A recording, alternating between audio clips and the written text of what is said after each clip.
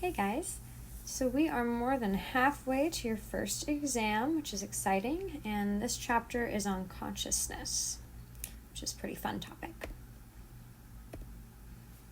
Alright, so we talked about cognitive neuroscience being that discipline where you're linking brain activity with cognition, activities of the mind, perception, thinking, memory, and language, and that's really what this chapter sort of focuses on. So the first things that we want to distinguish between are selective attention, inattentional blindness, and change blindness, and then blind sight as well, which is not quite as similar to these three. But recognize that these also make excellent multiple choice questions because there are 4 of them and 4 multiple choice answers. So starting with selective attention, what I want you to write down next to this one is selective attention is tuning something out.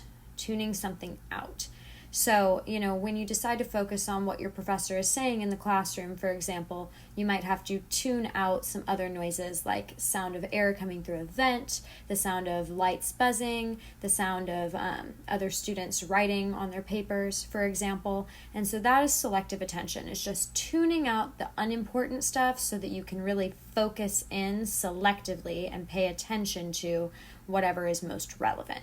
So selective attention is tuning something out. Write that down.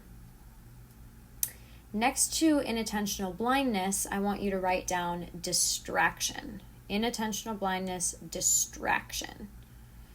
And so inattentional blindness occurs when you have your attention directed somewhere else and something visible happens in front of you, but you just fail to notice it because you are distracted by whatever it is that you're selectively attending to.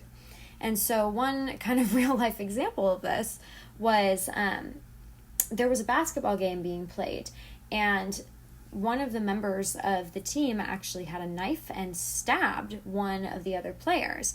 But because the ball was elsewhere, the whole crowd failed to see this person get stabbed because they were focusing on where the ball was. They weren't expecting to have to pay attention to something else.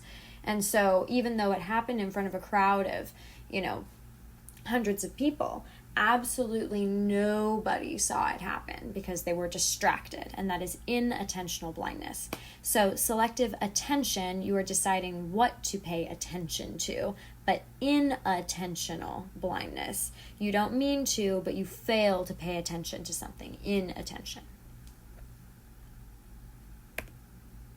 And then change blindness is when something in the environment around you changes and you don't notice it. So, for example, if you were at some kind of performance and the curtain was red at the start of the play and lifted up, and then at the end of the play, the curtain that came down was blue, and you just thought, oh, it was always blue, that would be change blindness. Something changed in your environment and you failed to see it. The example that the textbook gives talks about someone asking someone else for directions, and then when the person that they've asked turns away to sort of point, oh, you go this way, take a left, whatever, right? The person who asked for directions switches places with someone else, and most of the time the person who's giving the directions doesn't even notice that the person they're talking to now is not the same person they were talking to. So something changes around you and you just fail to notice that it did change. So notice that the 2 terms that have blindness in them have to do with failing to notice something, failing to see something. And then blind sight. This is really interesting. Blind sight is a condition where the part of the brain that consciously recognizes objects is broken. And so for all intents and purposes, when you ask a person if they can see something, or you ask them to describe what it is that they're holding or something like that, they can't do it. Their brain doesn't make that connection in understanding or perceiving what something is, but their bodies can actually still respond to them in some ways. So if you ask them to hold out their hands at the exact length of the object, they can do it. If you give them a piece of mail and you ask them to put it into a slot, they do it perfectly. And so they aren't actually blind, but the part of their brain that consciously recognizes objects is broken, so they feel like they're blind, but really they do have sight. It's kind of a weird phenomenon. But it's possible because, the part of the brain that actually processes visual stimuli and the part of the brain that consciously recognizes stimuli are two separate working mechanisms. And so one can be broken while the other is not. And that's how we get conditions like blind sight. Okay, and then when it comes to dual processing and parallel processing, think of dual processing like duo, right? Two things. And so really dual processing just tells us, hey, anytime we process information, we're processing it on two different levels, a conscious level and an unconscious level. So dual processing is just about those two levels, conscious, unconscious.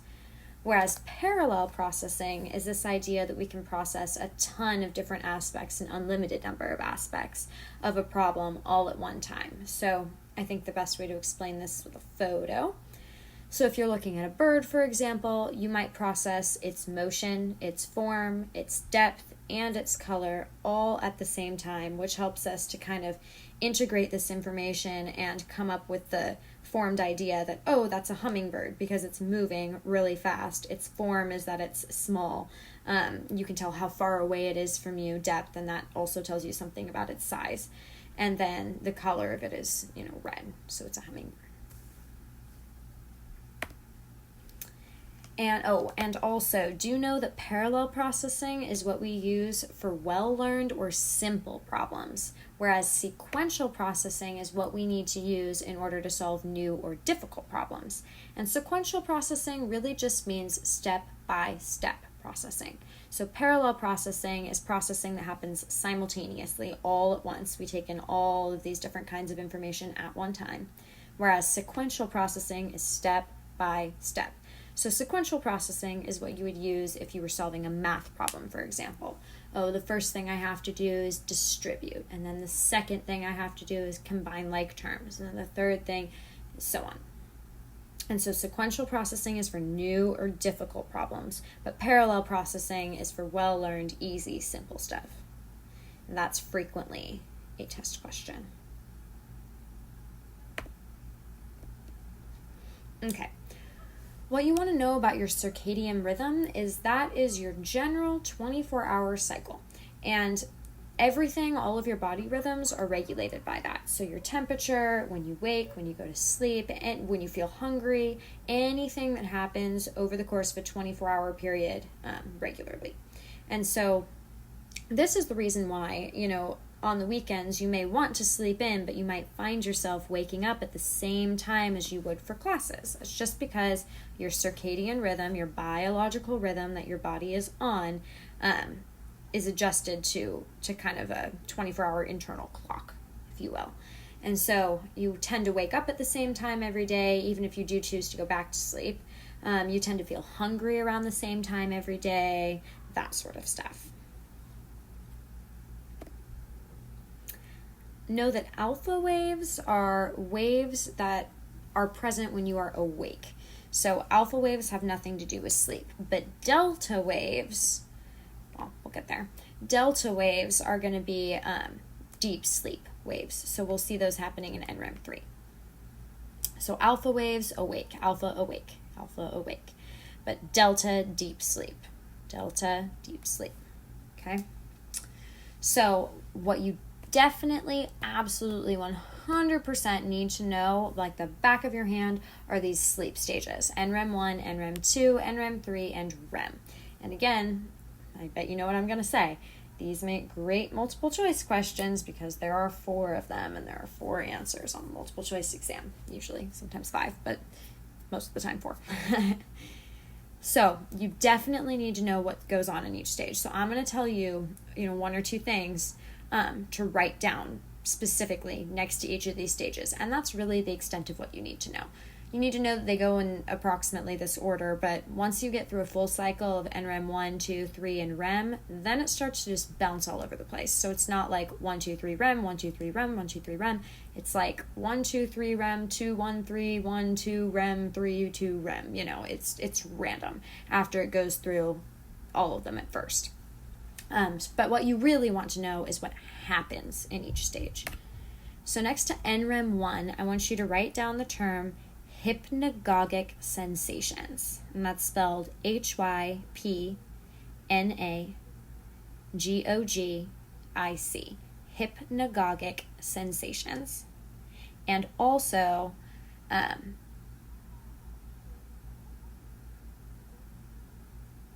mind, nothing else. Hypnagogic sensations.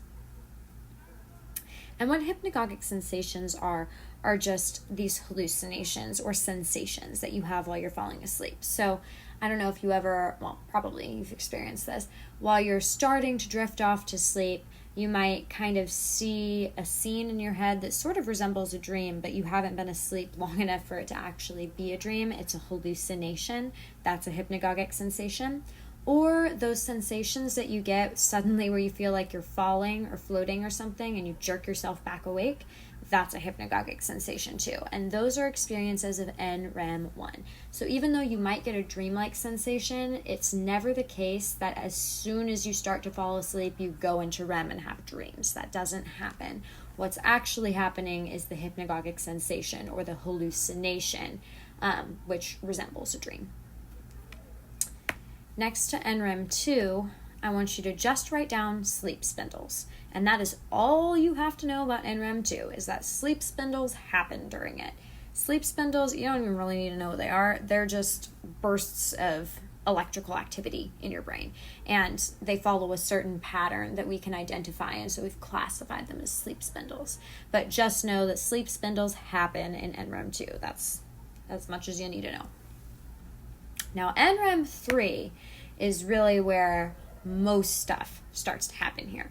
So next to NREM3, you have to write down deep sleep, delta waves, and sleep disorders.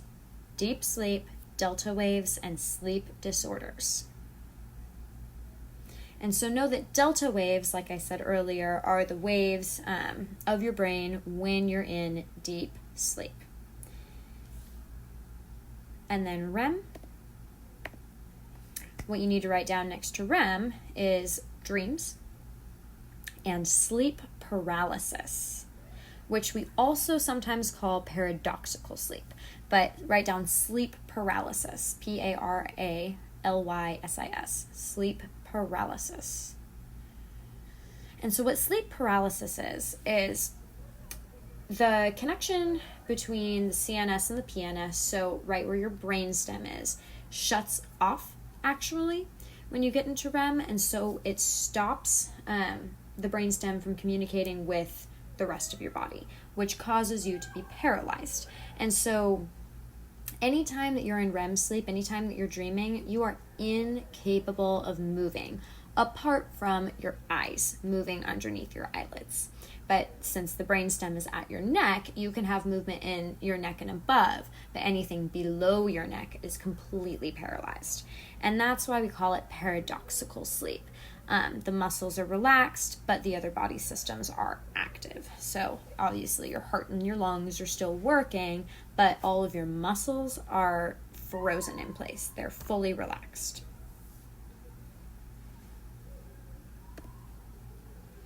Okay, so like I said, the brainstem blocks those messages from the motor cortex, which paralyzes the muscles of your body.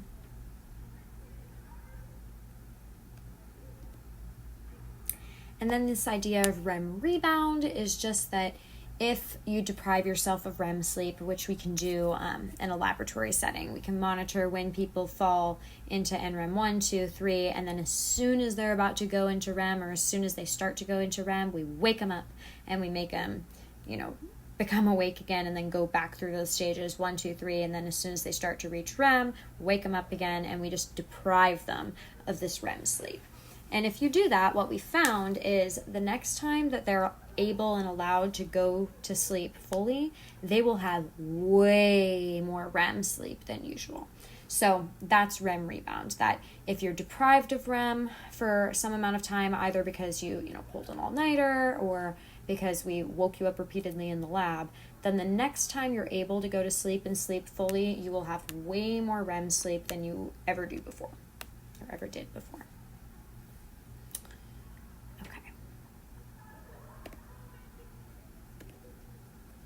So the suprachiasmatic nucleus. This, you want to know, has to do with the production of melatonin. And so the suprachiasmatic nucleus responds to light. So if it's bright out, then it will tell the pineal gland to not produce melatonin. If it's bright out, we would need to stay awake. That's just adaptive. But if it's dark out, then your suprachiasmatic nucleus tells the pineal gland to increase the production of melatonin. And melatonin, more of it, will make you sleepy. Less of it makes you more awake. And so that's why, when it's bright light, less melatonin. We don't want to go to sleep. But if it's dark, then we produce more melatonin to be able to go to sleep.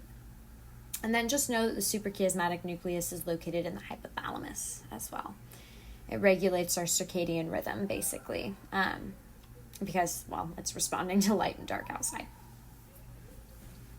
Okay, so then why do we sleep? You don't need to be super detailed here, but one reason is because it protects us. It's adaptive for us to sleep. That was something that was necessary for our ancestors.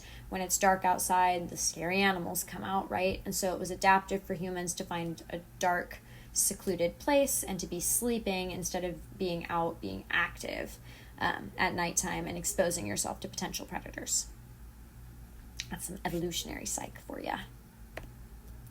Next reason is because it helps us recuperate. We know that our immune system and brain tissue are repaired during sleep, so are your neurons, and any kind of toxicity or waste is removed from your body while we sleep as well. We do a lot of growing while we sleep too. Sleep helps to restore and rebuild our memories of the day's experiences. And that's because while you're asleep, your hippocampus is really active in moving memories from the hippocampus, into long-term storage. And so that's why we actually recall more information after we sleep on it. I don't know if I was a cheerleader in high school, and so one thing I would always do is practice my cheer dances before bed. And even if I didn't know them all that well before I went to bed, I always found that I knew them much better the morning after. And that's because my hippocampus was consolidating and moving those memories over to long-term storage while I slept. So sleep helps to improve memory. Sleep also feeds creative thinking. Dreams can inspire ideas, but more notably than that, sleep also improves our thinking and learning abilities. And so it's actually easier to solve a difficult problem after you sleep on it. And then lastly, like I said earlier, it supports growth. And so that's because the pituitary gland, which remember is the master gland we talked about in chapter 2, releases a growth hormone that helps with muscle development. Okay. Effects of sleep deprivation. Don't feel like you got to write all of these down. Fatigue. It can predict depression. But actually, REM sleep helps to protect against depression. Difficulty studying, decreased productivity, increased tendency to make mistakes, slowed reaction time, irritability, suppression of immune cells. So it can actually, if you really sleep deprive yourself, that's a great way to end up sick. So don't do that. Do not sleep deprive yourself. Weight gain due to, and we will talk more about these hormones specifically in chapter 11, but just kind of note these right now because they are important. That ghrelin is a hunger arousing hormone. Ghrelin makes you hungry. Leptin is hunger suppressing. So leptin tells you that you're full. And, when we're sleep deprived, we have an increased supply of ghrelin. So we end up being more hungry. And we get a decreased supply of leptin, which means that the hormone coming in to tell us when we're full is suppressed. And so we actually end up eating more as a result of sleep deprivation affecting these levels of hormones. A decreased metabolic rate, so that's decreased metabolism, the rate at which your body processes calories and expends energy. And an increased production of cortisol, which is a stress hormone that stimulates the body to make fat. And then enhanced limbic brain responses to seeing food and decreased cortical responses to resist temptation. So you feel cravings more often and you have less self-control. Okay, sleep disorders. You definitely want to know these, and you've probably heard of these before or know something about them. So, insomnia, sure, we've heard of this. It's just recurring difficulties in falling or staying asleep. So it can be either or both. Either you have trouble falling asleep, it takes you, hours just laying there with your eyes closed to even get to sleep, or you fall asleep, relatively easily maybe, but you don't stay asleep. Or it could be both. But insomnia is categorized by either or both of those things. Narcolepsy is sort of the opposite of insomnia. Narcolepsy is uncontrollable sleep attacks. So you just randomly fall asleep at, usually inappropriate times, because we've actually found that narcolepsy is connected to increased levels of emotion. And so if something particularly emotional is happening, that might actually trigger a narcoleptic sleep attack. And so, let's say you just got a promotion at a job, you might just fall asleep. Let's say you're really excited that you're getting married, you might just fall asleep, right? So it tends to be at inappropriate times because it's whenever your emotion is elevated that can trigger a narcoleptic sleep attack. So crazy. Okay. Now here on your page, I want you to draw a physical line, or, draw one with the shapes in Word or whatever, between narcolepsy and sleep apnea, because all three of these disorders, sleep apnea, night terrors, and sleep talking or sleepwalking, all three of those below the line, happen during NREM3. So when I had you write down next to NREM3, sleep disorders. These are the three sleep disorders I'm talking about. So go ahead and draw a line there and then write down that all of those three happen during NREM3. Okay? So sleep apnea is a sleep disorder where someone stops breathing while they're sleeping. And usually that kind of wakes them up because their body realizes it's not getting oxygen and it's got to wake them up so they can take a breath in. And actually, sleep apnea is usually characterized by just snoring. So if you've ever met someone who's a snorer, it's likely that actually what the problem is underlying that snoring is sleep apnea. Because snoring is sort of this labored breathing, right? And then night terrors.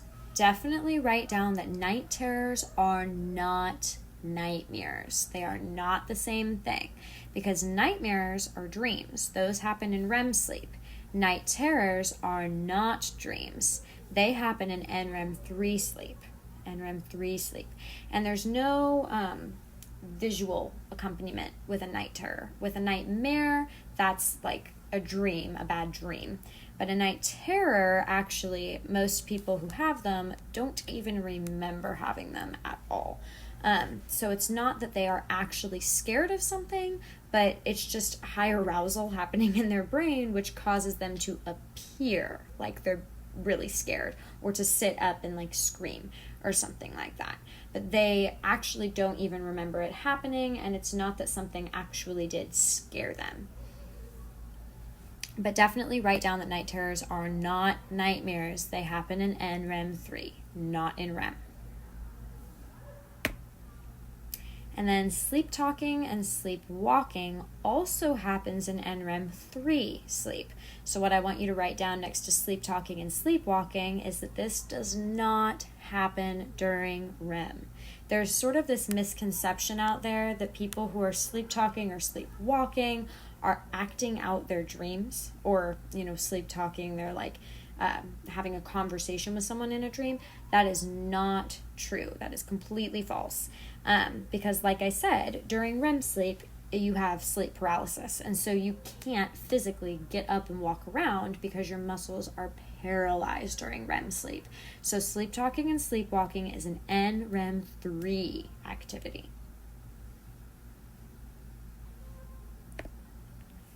Okay. So dreams.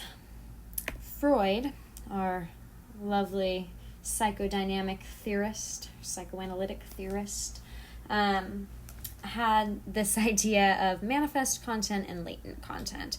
And so manifest content is well, this is what he said. Now, we haven't really verified this, but manifest content is just your remembered storyline of a dream. So when you wake up and you say, oh, I had a dream about, such and such, whatever it is that you can recall about that dream, the storyline is the manifest content. But the latent content is what that dream, according to Freud, again, means. Now, we've never been able to actually reliably determine that certain images in dreams or symbols or something like that actually do have an underlying meaning, but this was just Freud's idea, that the latent content of a dream is the underlying meaning. So, if the manifest content is that you were, standing at the edge of a cliff looking down, right? Freud might say, oh, well, the latent content is that you're afraid of the unknown or something like that, right? So then these dream theories, you do not need to know these like in and out or anything of this sort, but do be able to at least recognize each theory's name and sort of the description that goes with it. So wish fulfillment theory, Freud's idea, is that we dream in order to satisfy our own wishes. Unfortunately, that doesn't make a ton of sense, because why then would we have nightmares, right? Certainly we're not wishing for something bad or scary to happen to us. So this is, pretty unverified, I would say. But that's wish fulfillment theory. Information processing theory definitely does have validity, and that's the idea that we're filing away memories. We do know that the hippocampus is super active while we're asleep, and it moves our memories from short-term over to long-term storage. So information processing theory, that it's accommodating our memory or helping with our memory, is something that we do know to be true. But it might not be the only reason why we dream. Third one is physiological function theory. And so this is just the idea, and we do have evidence for this too, that our neural pathways are developed, strengthened, and preserved while we are sleeping. And this kind of feeds into, we'll talk about things like plasticity later on in the semester. But this feeds into that in just that your brain kind of rebuilds connections while you're asleep. And that also is partially what aids in memory consolidation as well. So physiological function, it serves a bodily function to sleep and to develop and preserve these neural pathways. Next one is activation synthesis theory. Activation synthesis theory. This is the most confusing of them, but I will try to kind of just simplify it down. So basically, what we know is that when we are asleep, our brains are super, super active. There is so much activity going on in your brain while you're asleep. And so the idea is that there is just so much activity going on that your brain tries to make sense of all that extra activity by weaving it into a storyline or a dream. And so we're making sense of this neural static, which just means all of this random extra activity and energy within your brain. We're transforming it into something that we can sort of acknowledge and process, which would be a dream. And then lastly, cognitive development theory, that our dreams reflect our cognitive development. And that is true as well. We do see that children have different dreams, or the content of their dreams is different than adults. And so, as we grow up, as we cognitively develop, our dreams do reflect these new experiences that we gather and our new interests and fears and stuff like that. Okay, moving on to psychoactive drugs. This is the fun part, right? Okay, so depressants reduce your neural activity and slow down your body functions. I want you to write that down. Depressants slow down your body systems. Depressants slow down your body systems. 3 types of depressants that we talk about are alcohol, barbiturates, and opiates. Barbiturates are drugs that depress central nervous system activity. Know that. Barbiturates depress your CNS activity. And they can reduce anxiety, but they do impair memory and judgment. And then opiates depress neural activity. So again, barbiturates depress CNS activity, opiates depress neural activity, and they can temporarily lessen pain and anxiety. Examples are opium, morphine, and heroin. Okay, now stimulants do the opposite of depressants. These are going to excite your neural activity and speed up your body functions. So write that down, that stimulants speed up your body systems. They speed up your body functions. And I always say this just because it helps students remember every year. If you think about, how people who drink a lot of alcohol, we say that they get a beer belly, right? Whereas if you've ever seen someone who's on a stimulant, like, methamphetamine, for example, they are super, super, super skinny. Why? Well, because depressants like alcohol slow down your body functions, including your metabolism, and so depressants actually cause you to gain weight, whereas stimulants speed up your body functions, such as your metabolism, and so it actually burns off calories quicker. Now, that is not me recommending that you use any type of stimulant as a weight loss supplement or diet or anything like that. Okay, there are so many negative effects that stimulants do to your body that it is so not worth, the couple of pounds or whatever that you might lose, or more if you use it more frequently. But you will hurt yourself in the process. Don't do that. That is not advice. This is just a way to remember the two. That if depressants slow down your body systems, that explains beer bellies. And if stimulants speed up your body functions, that explains why, meth heads are so skinny, skin and bones. But they're also, sick in a lot of other ways. They're losing their teeth, they're losing their skin. It's not good, right? So yes, amphetamines are drugs that stimulate neural activity, causing accelerated body functions and energy and mood changes. And a couple of those are methamphetamine and ecstasy, which is also MDMA. And then we've got hallucinogens. And so hallucinogens are these drugs that are going to distort your perceptions and evoke sensory images in the absence of sensory input. And so depressants and stimulants really just affect your body systems. Hallucinogens are going to affect the way that you see, hear, perceive the world around you. Okay, so specific drugs. We know about alcohol, the most popular of all of them. Well, except for maybe nicotine, I suppose. But alcohol is a depressant. It slows down your body systems. And one word that you should definitely associate with alcohol is a disinhibitor. Alcohol is a disinhibitor. Disinhibits. And so if you think about, if something's inhibiting you, it's sort of stopping you from doing something.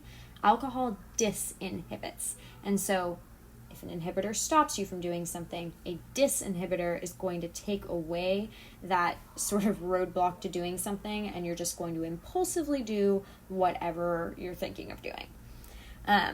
Alcohol is also linked to depression, memory loss, organ damage, especially your liver, of course, and impaired reactions, impaired judgment.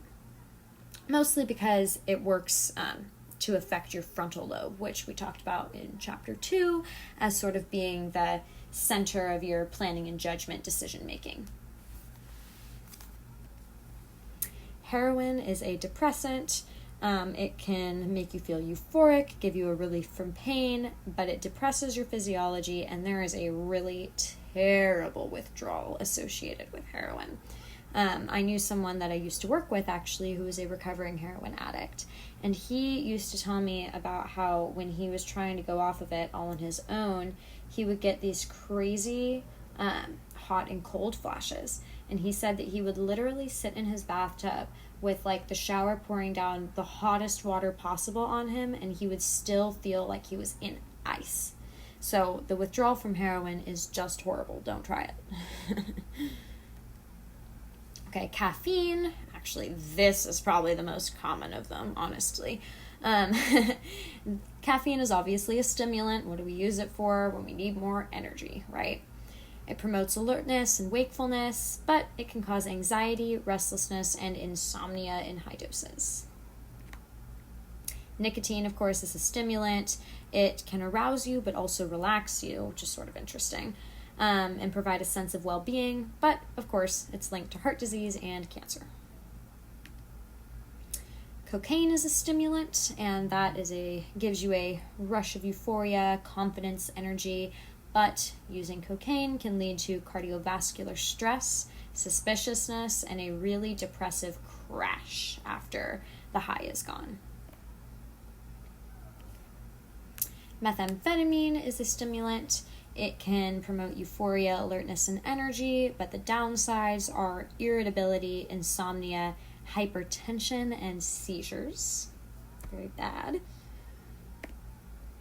Ecstasy, also known as MDMA, is both a stimulant and a mild hallucinogen. And so what that leads to is emotional elevation, disinhibition, and ultimately can lead to dehydration, overheating. Those two kind of go hand in hand. If you're dehydrated, it's more likely that you'll overheat. Or if you're overheating, you'll likely become dehydrated. Depressed mood, and impaired cognitive and immune functioning. So it actually harms your immune system and makes you more susceptible to becoming sick. And then LSD is a hallucinogen that provides a visual trip, but there's a risk of panic. What's actually interesting is there are no long-term effects that we found associated with LSD. Which is somewhat surprising because I think we sort of think of it as, a bit intense or scary of a drug. But as it turns out, the science simply says that we haven't found any long-term side effects from using it thus far. And then really the same thing with THC. So THC is the active ingredient in marijuana, and THC is a mild hallucinogen. It can enhance your sensations, so that's, touch, taste, smell, etc. Relieve pain, it can distort time, it can promote relaxation.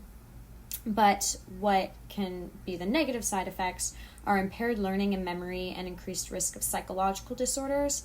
However, that's only the case if your brain is not fully developed.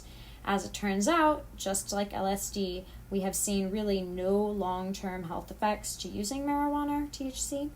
And what's interesting is we actually have found that it can somewhat affect your short-term memory. However, if you stop, well, that's only if you're like a really regular user of it, but even if you stop using it, it turns out that actually your short-term memory will repair itself, and so there are no permanent long-term health effects associated with using marijuana or THC. And then I also just want to mention, so under ecstasy and THC it says mild hallucinogen, whereas LSD is a full hallucinogen.